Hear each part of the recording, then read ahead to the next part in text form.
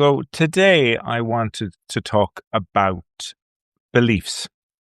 If you can't hear me or you can't see me, just let me know. But I'm assuming you can.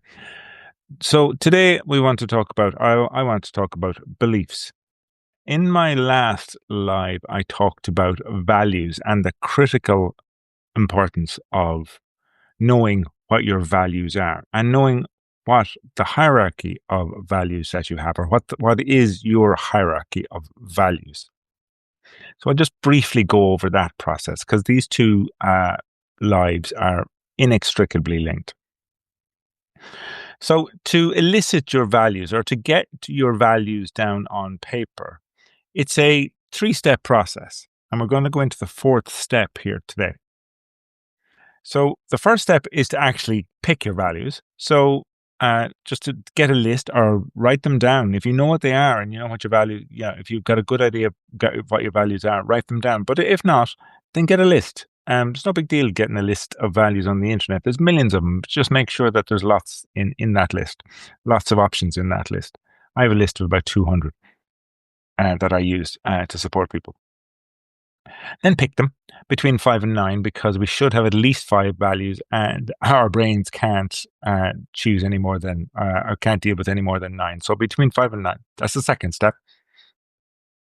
The third step, actually, there's a 5-step process, and I'm going to do part 5 today. So the third step is to is to pick them, and then we have to. That's the first step. Then the second step is to put them in a ranking between 1 and however many you picked. Doesn't mean that they're not important. The last one is not important, just not as important as the first one. So rank them. And then the next part is to rate them between 1 and 10. 1 being I am not aligned with this value and it's not in my life at all. And 10 being I am living it all day, every day. Now, so you won't find very many 1s and you won't find very many 10s. So that's that process. So it's very likely that when you do that, you're going to find some of the numbers that you rated your values at aren't where you would like them to be. So why is that? Now, the very likely scenario here is that you have some beliefs, I have some beliefs that are holding us back and that are limiting us and that are in opposition to our values. So, I'm going to talk about those beliefs today, limiting beliefs, and how to elicit them and how to change them, in fact, actually. So what is a limiting belief? Well, it's a negative or restrictive belief that we hold that about ourselves, our abilities, our life, our potential, that these beliefs hinder our personal growth, our success, and our maybe even our well-being.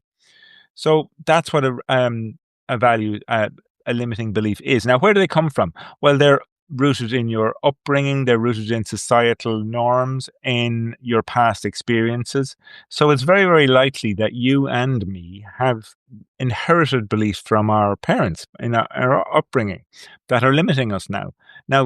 And that is very likely through no fault of their own because they inherited those beliefs, and maybe your grandparents inherited those beliefs as well. So those beliefs might be generations old. So but now we've reached a point in 2026 where they're not serving us anymore. Maybe they did back in the day, and they were created for the best of intention. They probably were, but maybe they're not serving us anymore. So that's what a limiting belief actually is. It's something that hinders our growth or hinders our success or even hinders our upbringing. So now, when you look at these numbers of your values and they aren't where you would like them to be, the first step here is to pick, is to list all those the beliefs that you're holding or that you might be holding that are limiting you and that are holding you back. And so the first step in this process here that I'm going to talk about this evening is to just pick 3. Pick 3 beliefs that are, up to 3 that you hold about yourself that you suspect or might be limiting your potential. Now, this is my second Substack live ever, and I didn't do it before. I've been a Substack member for nearly 2 years.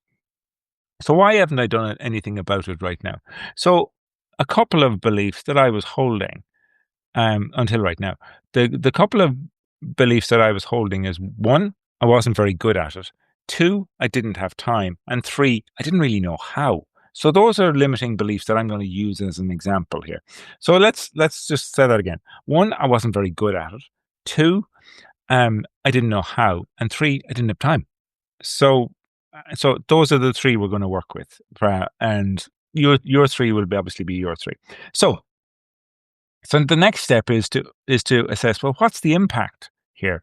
Well, the impact here is on, for me, will be on, okay, well, my reach isn't where I would like it to be. I'm not getting to as many people as I want. I am staying in my comfort zone, and my comfort zone is it's exactly what it says. It's comfortable, and it's hindering my personal growth. It's hindering my core value. That my one of my top values is contribution, is reach. I want to reach and I want to support as many people as possible. But my belief that I wasn't very good at, doing lives like on Substack or elsewhere, was holding me back. And that was having a benefit. That is having an impact on my is having an impact on my career development, and on my personal development. So that's the impact. Now, the next step here is to challenge the belief. But but before we do that, I want to challenge you to write down the evidence that supports the belief that you're holding, the limiting beliefs that you're holding. So, what's the evidence that I have that I amn't very good at Substack, or going live on Substack? Well, to be honest, I struggle. I'm struggling to find that, because it doesn't really exist. And that's what we're going, but at the same time, we've got to be aware of this whole idea of confirmation bias in our brain. And that if we look for evidence, if we look hard enough for evidence that I'm not very good at it, I'll find it. I will remember, and if I was writing this down, I would remember the time that, oh, well, a live didn't go very well, or a presentation didn't go very well, or I perceive a presentation didn't go very well. So that's my evidence that I have, that that is not concrete proof, because we're very, very unlikely to find that, but it is my evidence that I'm not very good at Substack Live, or presenting in front of people. So the next step, and this is the important step, is there any contradictory evidence that I'm not very good at it? Well, the contradictory evidence is I've not been told that I'm not very good at it. So there's your contradictory evidence. The second piece of evidence is I did a Substack Live the other day, and lots of people said it was very good. So that's a piece of evidence. And I have learned new skills before. I don't have the skill, or I am learning the skill of presenting on Substack and elsewhere. And I've learned new skills before. So that's a piece of evidence.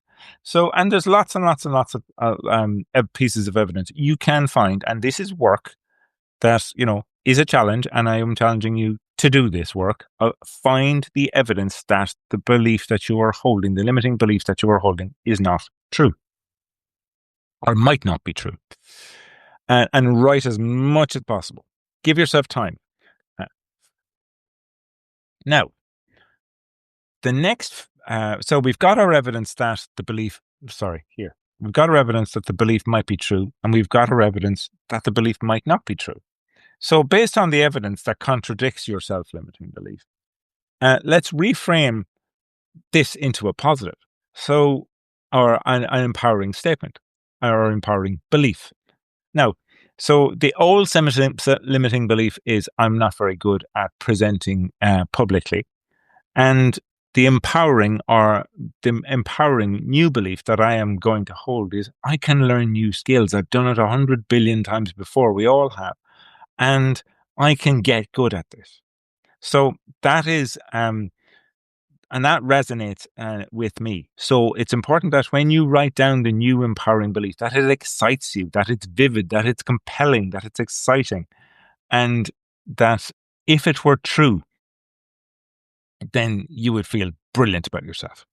So then write down the old self-limiting belief and a new empowering new belief. Now, the way I look at these two beliefs is that the old belief is a bit like a woolly elephant, a big, huge woolly elephant that is marauding and it's stomping around the place. And your new belief, which you might not have that much evidence for or solid evidence for yet, is like a bit like a seed, a bit like a grass seed. And it needs to be nurtured, it needs to be watered, it needs to be cared for. It's because your elephant will have absolutely no problem stomping on it and killing it. So that's our job here, is to nurture this piece of a new belief, this seed, and let it grow and protect it at all costs. Protect this new belief. So now, the next piece, and this is the piece that really matters, is we've got to take action to gather the evidence that the solid evidence that the new belief is true. In other words, I can learn new skills, and that piece of evidence is right here, right now. I'm doing it here. So that's one piece of evidence. Second piece of evidence is, well, I've set a goal to do 100 lives in 2026. I'm just making this up. So this is your or this is the second. The first piece of the first action is I'm doing these lives, not evidence, it's action. So the first piece of action is I'm doing these lives. I'm doing one right now. Second piece of action is I've set a goal to do 2 a week for 2026. So at least, so that is a second piece of action. And the third is I'm reading about the best. I'm learning about presentation skills, and this could be anything for you. So, and I'm not going to give it to you. This is yours, and I don't want to influence what you write down. So, taking action. 3 actions that you can take, preferably one this week or one even today, that will support the new belief that you have. And the next piece is when you finish this exercise, just reflect on the insights you've gained from completing the exercise. How do you feel after challenging your self-limiting beliefs? Because that's what you've just done here. You've challenged your self-limiting beliefs. So how do you feel after that? And write that down and go back to that. And because this is a very potentially, if you do it and you spend time on it, it is a very empowering exercise to do. So that's it, guys. The recording of this will be available shortly, which I will send out. But I hope you found that valuable. And if anyone's got any questions, just drop me a note on Substack, and I invite you, if you're not a subscriber yet, please do subscribe to my Substack, and I will be back with you very, very soon, and we will talk goal setting in the next live. So have a lovely rest of your day, and I will talk to you soon. Bye bye.